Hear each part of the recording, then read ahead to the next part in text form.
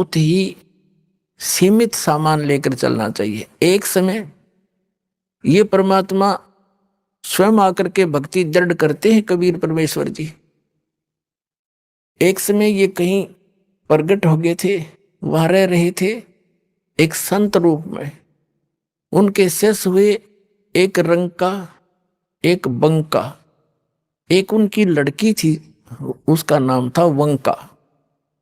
और उसी समय उन्हीं के पैरल हुए श्री नामदेव जी, जो छिपा जाति में उनका जन्म था, बड़े महापुरुष हुए। तो पुण्यात्माओं, जैसे हम अन्य संतों के चमत्कार देखकर, उनसे हुई कुछ आध्यात्मिक लीलाओं को देखकर हम उनको परम संत मानकर वहीं तक सीमित हो गए, फिर उनकी समाधि पूजन लग गए यादगारों को।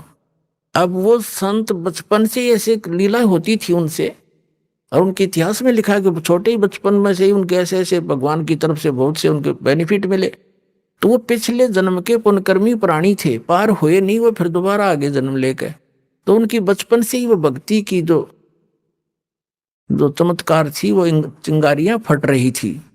कुछ दिन में डिस्चार्ज हो जाती, खत्म हो जाती वो, कुछ दिनों के बाद फिर वो चले जाते ऐसे ही अपना कर्म बिगाड़ कर। उन्हीं में से ये एक नामदेव जी थे। बचपन से ही उनकी पिछले संस्कारों से, पुण्यों से बहुत से ऐसे लाभ हुए।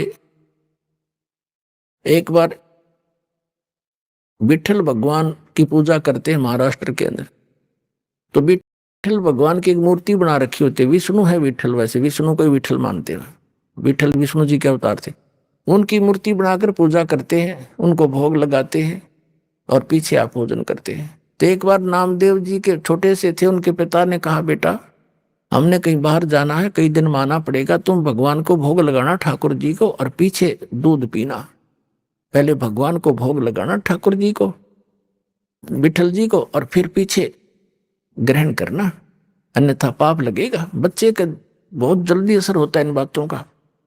माता पिता चले गए, पहले से पैदल जाते थे, पैदल आते थे, 3 दिन जाने में, 1 दिन वहां रुक के 3 दिन आने में लग गए। जैसे भी 1 हफ्ते में आए। अगले दिन नामदेव जी ने नहा धोकर दूध का कटोरा भर के और विठल भगवान की मूर्ति का आगे रख के, जैसे माता पिता करते थे, पर्दा लगा के खड़ा हो गया, भगवान भोग लगा लो, भगवान भोग लगा लो। थोड़ी देर में पर्दा उठाया, जो का दो रखा कटोरा, नहीं दूध लगाया, नहीं पिया। अब उसके माता पिता क्या करते थे, कटोरा रख के ऐसे करते थे, विठल भगवान दूध पी लो, पर्दा लगा देते थे। एक आली सी में मूर्ति रखी थी, उसका पर्दा ला रखा था, और थोड़ी देर में उठा के अपने आप सारे दूध में मिला के और पी लेते थे। और बच्चे को इन्हें पता नहीं था कि विठल जी दूध ना पीते। उन्हें सोचेगा जी घूंट भर लेते होंगे भगवान, तभी माता पिता लाते हैं।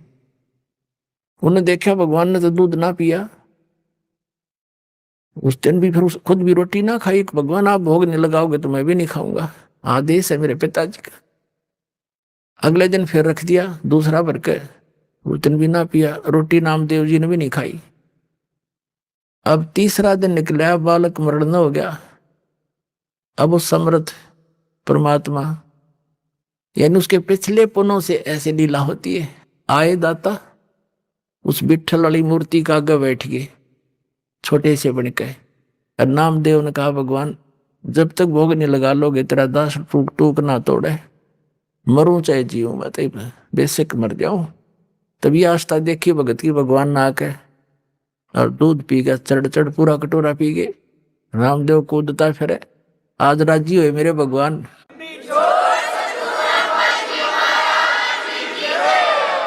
नामदेव जी की खुशी का ठिकाना नहीं। आप भी दूध पिया, छक्कर रोटी खाई, अकाद प्रसन्न हो गए मेरे भगवान, मेरे से कोई रोटी बन गई थी।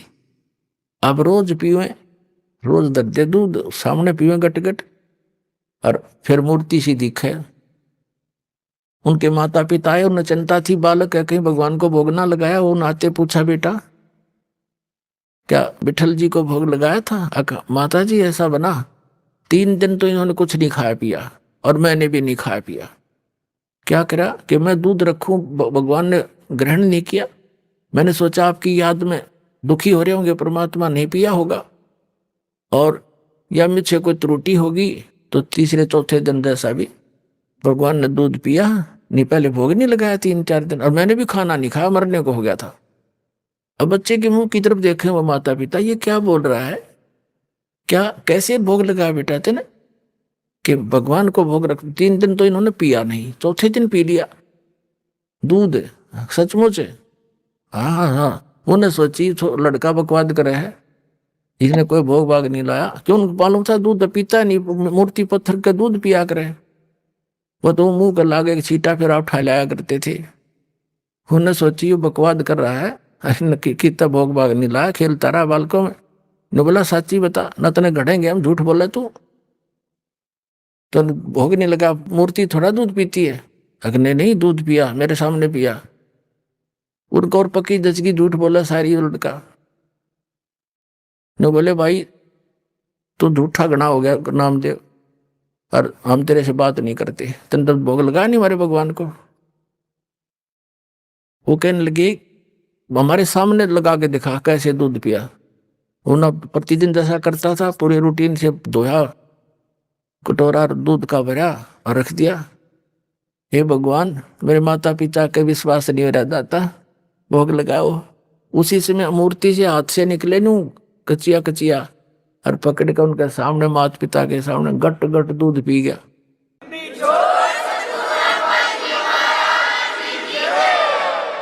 तब उसके माता पिता ने सारे गांव में बता दी, नगर में, कि विठल जी ने दूध पिया मेरे बेटे से, दूध पिया मेरे बेटे से। ये और गांव का जच्चे ना वो लागे कहने बकवाद करता है, पाखंड करता है, तो है झूठा कपटी, क्यों पाखंड फैला रहा है, मूर्ति कभी दूध पीती है। पंचायत होगी, पंचों ने फैसला किया कि हमारे सामने दूध पिलाओ भाई, जब मानेंगे ना तुम्हें गांव से निकालेंगे तुमको। तुम पाखंड फैलाते हो, अपने घर पर लोगों का चढ़ा चढ़वाने के लिए भ्रमित कर रहे हो, वहां बुलाने लग जाओगे कुछ दिनों में। अब समस्या आ गई, नामदेव भी बुला लिया। बैठ के नामदेव का पिता बैठ गया साथ में, नामदेव बैठा और कहा भाई क्यों बच्चा, विठल जी ने दूध पिया था? कहाँ जी पिया। अब ये रखी है मूर्ति अलग से सुथरी स्थान पर बनाकर सटेज सी रख रखी थी कि यहाँ पे ला के दिखा दे, ये दूध रखा। वो अपना जैसे भी नहा धो के आया था, हाथ धोकर रखा कि हे विठल महाराज दूध भोग लगाओ मेरे दाता, मेरे माता पिता संकट के अंदर हैं, दया करो मेरे मालिक। उसी समय पंचों के सामने हाथ निकले मूर्ति से और गट गट दूध पी लिया। सारे देखे खड़े खड़े।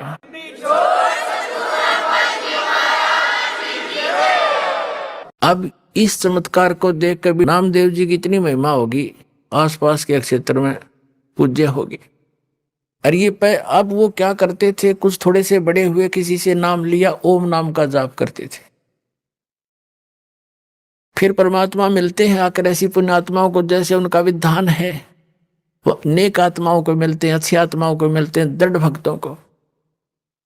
तो कबीर साहब उनसे मिले, ज्ञान दिया कि ऐसे ऐसे भाई ओम नाम का जाप तुम कर रहे हो गुरु से लेकर के, ये तो ऐसे ऐसे सारी सतिथि बता दी, और इससे आगे एक और मंत्र है जो दास देगा और उससे मोक्ष होगा। ये तो असंग जन्म हो गए, जन्मते मरते।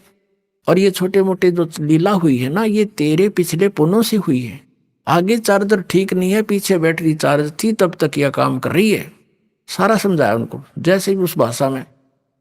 तो नामदेव जी ने नाम ले लिया, किससे? उस संत से जो स्वयं मालिक गुप्त रूप से रहा करते थे। अब नाम भी ले लेते हम, लेकिन वो पुरानी जो साधनाएं हैं, जो क्रियाएं मन में समारी हैं, वो भी साथ करते रहते। एक दिन नामदेव जी, क्योंकि छिपा जाति में थे और ब्राह्मण लोग अन्य जाति वालों को भगवान की आरती में निकट नहीं जाने देते थे, दूर खड़ा रखते थे। वो आरती जहां करते थे विठल जी की, ब्राह्मण वर्ग ही रहते थे वहां, उसको सक्षेत्र था। एक दिन नामदेव जी जा रहे थे, आरती मंदिर में हो रही थी।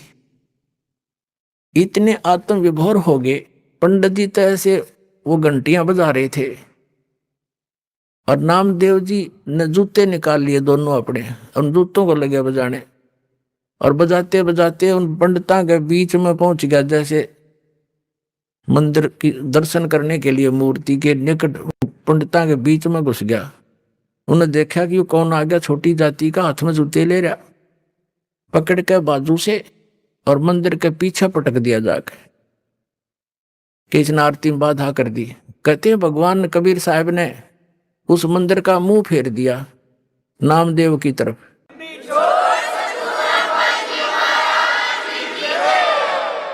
और पंडित जी पीछे घंटी पीटे खड़े खड़े पछले काने। तो नामदेव जी उठकर आगे। अगले दिन वो उनसे मिला, अपने गुरु बहनों से, भाई से, रंका बंका और वंका। तो घर पे पहुंचा, वहां आते जाते रहते थे। घर पे गया तो अकेली लड़की थी वंका, माता पिता कहीं बाहर गए हुए थे। वो लड़की कुछ पट्टी तैयार करे थी, जैसे किसी का चोट लाग जाए उसके जैसा भी देसी इलाज, कोई कूट छेद के जड़ी बूटी। नामदेव जी ने पूछा, बहन किसको क्या हो गया, आप क्या बना रही हो? अब पुण्यात्मा भगत जो होते हैं वो भगत वाली भाषा बोला करते हैं। और लड़की बोली, भाई नामदेव तू चल रहा है बनमुखी, अपने हिसाब से चलता है भाई, तू आगा पीछा नहीं देखता। तेने क्या जरूरत थी उन पंडितों के बीच में जाके खसण की है? जब तेरी बेइज्जती देखी नहीं गुरु जी पे, और गुरुदेव ने जो तेरा मंदिर घुमाया है ना, उसके कारण गुरुदेव का चोट लग गया हाथ के, और उसके लिए पट्टी तैयार करो। नामदेव कुछ सोच ले भाई, ना दुखी करया करे। नामदेव ने सोचा गुरुजी दिखे भी कोई ना वहां पर, और मंदिर घूम गया, उसने वहम हो गया था कि मेरी भक्ति ने कर दिया यू काम। उसकी फड़क निकालनी थी, वो भ्रम निवारण करना था दाता ने। अब उसने सोचा बहन सचमुच एक और मैं बालक हूँ, मूर्ख हूँ, पट्टी ले जा रही हूँ, चाल मेरे साथ। वो दोनों गए। गुरुजी का चोट लाग रही हथेलियां पे, और लड़की ने मैल मिलाकर पट्टी बांध दी। चरणा में पड़ गया, रोन लग गया। ने बोला भगवान मेरे से गलती होगी, माफ करते हो, आगे से ऐसी गलती नहीं करूंगा। बोला कहा बेटा, जब मैंने मार्ग बता रखा, वो मंदिर में टिंडे लेने गया था, तो जो भक्ति मैंने बता रखी इस विधि से तेरा कल्याण होगा, वहां किस लिए गया था? तुम मानते हो नहीं, मनमुखी चलते हो, इसलिए मार खाते हो। तो उसके बाद उसकी वह दृढ़ता बढ़ गई सचमुच। लेकिन वो तो मालिक थे। वो जैसे आजकल परंपरा चल गई है कि गुरु ही भगवान होता है, गुरु भगवान नहीं होता। वो तो भगवान ना आए थे सीधे गुरु बन के, और अपनी भक्ति की सतिथि बना के रखनी थी। काल नो सोचा है नकली संत नकली पंथ बना के, नकली नाम जाप करा के इनकी भगवान से आस्था हटा दूं। जो साधना ये करेंगे उससे लाभ तो होना नहीं, आपत्ति नो की नो पड़ेंगी आके, तो कुछ दिन में भक्ति छोड़ देंगे। और परमात्मा 100 क्रियाएं करता है, आप भी आते हैं, कोई एक आधा संत भी भेज देते हैं, तो अधिकतर स्वयं ही आए हैं मालिक ने, और स्वयं ही वो काम करा जो भगवान किया करते। तो भगवान और गुरु वो तो ऑल इन वन थे, वो तो सब कुछ थे दाता। लेकिन अन्य जो गुरु है वो गुरु है, और भगवान अन्य है। गुरु परमात्मा का पुजारी होता है, और उससे मिलाने वाला मीडिया होता है। गुरु भगवान नहीं होता, भगवान तो भगवान ही होता है। लेकिन उस परमात्मा को पाने के लिए एक विधि बताई है परमात्मा ने, कि अपने गुरु को आप एज ए गॉड ट्रीट करना, उससे भगवान की तरह व्यवहार करना, ताकि जब तुम यहां से जाओगे इसी रूप में आगे भगवान परीक्षार्थ बैठेगा। और यहां जैसा व्यवहार आप कर रहे हो, जैसे विचार अपने गुरुजी के प्रति रखते हो, वो वहां भी होंगे। तो वहां जैसी आपकी व्यवहार विचार त्रुटि युक्त होंगे, तो वहां से आपको रिजेक्ट कर दिया जाएगा, फिर वापस गिर जाओगे। तो इसलिए परमात्मा कहते हैं, गुरु मानुष कर जानते ते नरकइये अंध, महादुखी संसार में आज्ञा काल के फंद। गुरु गोविंद कर जानियो रहियो बचन समाये, और मिले ते दंडवत बंदगी, नहीं पल पल ध्यान लगाए।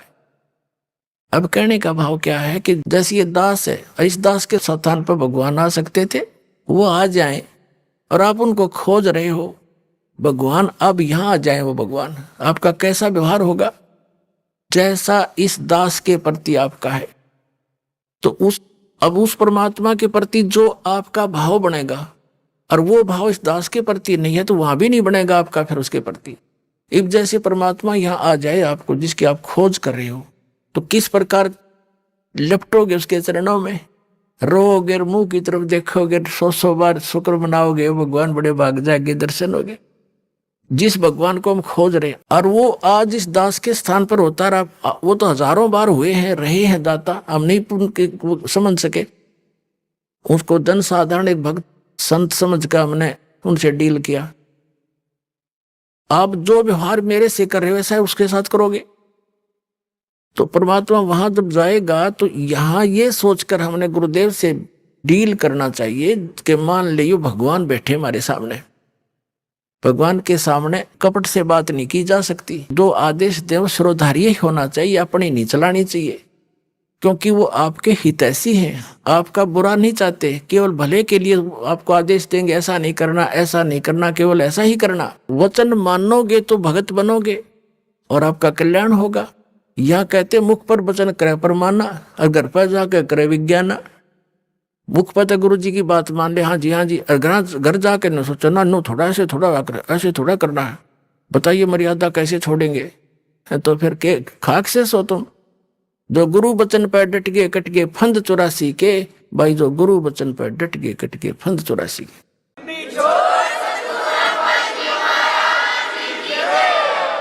वो तो गुरु रूप में आए थे मालिक ही, लेकिन दास गुरु रूप में मालिक नहीं, उस मालिक का दास समझो। लेकिन गुरु को भगवान के तुल्य मानने से आपकी समस्या हल होगी, नहीं तो होए को नहीं।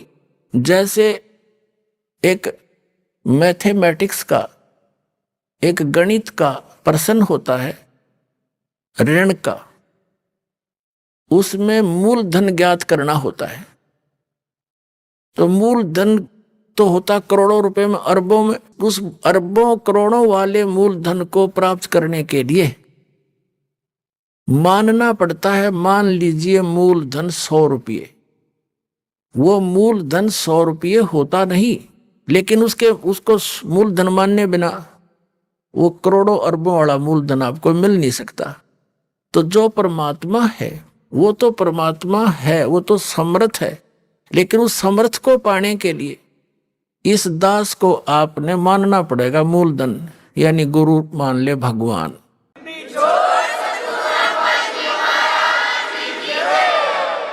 तभी आपकी यह समस्या हल होएगी, नहीं तो कति नहीं हो, 0 नंबर आओगे आपके। तो इस प्रकार समझदार को संकेत बहुत होता है। अब प्रसंग चल रहा है कि फिर जब भक्ति मार्ग पर चल पड़ते हैं, घना सामान धर के सिर पर नहीं चला जाता है, ये परंपराएं हटानी पड़ेंगी। और जैसे भगवान रखे न्यो रहना पड़ेगा। जैसे कर का जहर का रंग हो रही हो, कहो कौन तीस खावे राम रंग हो रही हो। अब रंग का बंका झोपड़ी में रहते थे, वृद्ध हो गए थे, और क्या करते थे, जंगल से लकड़ी तोड़कर लाते थे, उसको बेचकर अपना खाने जोगा रखकर बाकी गुरुदेव के चरणों में भंडारे में लगा देते थे। एक दिन नामदेव जी, गुरुदेव यानी कबीर परमात्मा गुरु रूप में आए हुए थे, उनसे कहने लगे, गुरुदेव आपके 2-3 भक्त हैं, कितने निर्धन हैं, इनको कुछ धन दे दो, इनका टाइम भी पास हो जा, भक्ति भी घनी कर ले। अब परमात्मा ने सोचा कि नामदेव तो बड़क है, कति श्रद्धा बतेरी है, पर इसमें विवेक बना नहीं।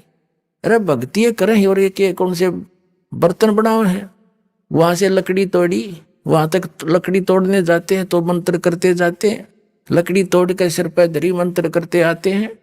भक्ति मत बाधा है नहीं। और लेकिन नामदेव जी की उस समय समाज की सोच घड़ी थी, उस बच्चे को भी सेट करना था अपने को। तो परमात्मा ने कहा भी ठीक है, चल धन दे देता हूं, पर मैंने कोशिश बहुत करी है भाई, ये रखते नहीं धन ने, मैं देता हूं, ये सारा दान कर देते हैं। बोले ये लेते नहीं और ना मांगते कभी मेरे तय। पर रामदेव ने कहा जी आप तो बिन मांगे भी दे देते हो। अक भाई दे तो दूंगा, पर ये लेते नहीं मेरे से। अब नामदेव जी का या गला उतरा नहीं कि भाई इतने दुखी हो रहे, क्यों ना लेंगे पैसा, तो ले ही लेंगे ये। वो परमात्मा बोले गुरुदेव रूप में कि अच्छा भाई आज इनको वो पैसे देते हैं। गहने ले लिए, गहने आभूषण सोने के चांदी के अच्छे 2-3 किलो एक थैले में लेके नामदेव और गुरुदेव दोनों उस रास्ते में खड़े हो गए, झाड़ के आड़ में ओट में, जिससे वो दोनों रंका और बंका लकड़ी तोड़कर लाते थे। अब रंका तो आगे चल रहा था, वंका थोड़ी पीछे